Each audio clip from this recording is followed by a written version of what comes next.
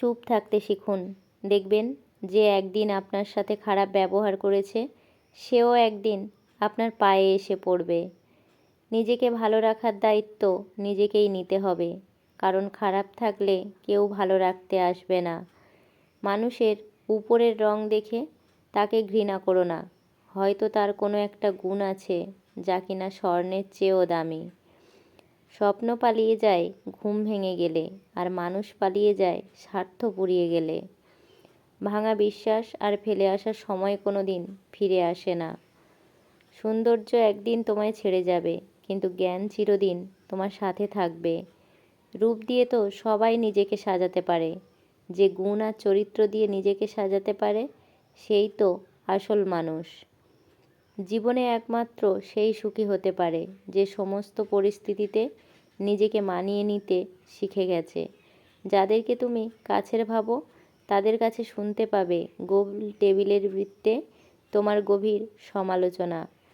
সরল মানুষদের সবথেকে বড় ভুল কিছু মানুষদের অভিনয় বুঝতে না পারা। অর্থের শূন্যতার চেয়ে প্রিয়জনের শূন্যতা মানুষকে বেশি কাঁদায়।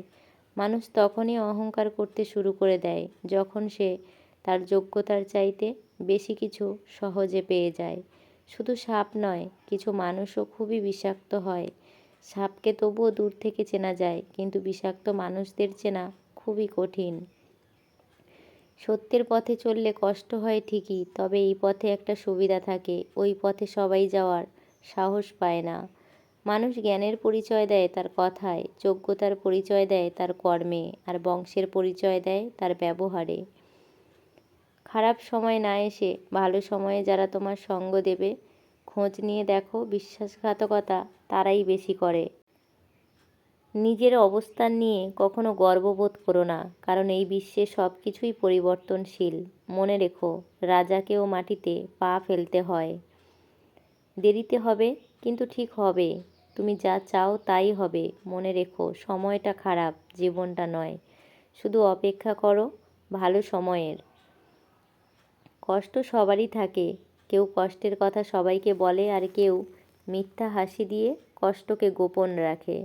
বন্ধুরা, আজ এই পর্যন্ত। ভালো লাগলে প্রচুর শেয়ার করবেন, সাবস্ক্রাইব করে আমাকে এগিয়ে যেতে সাপোর্ট করবেন। ধন্যবাদ সবাইকে।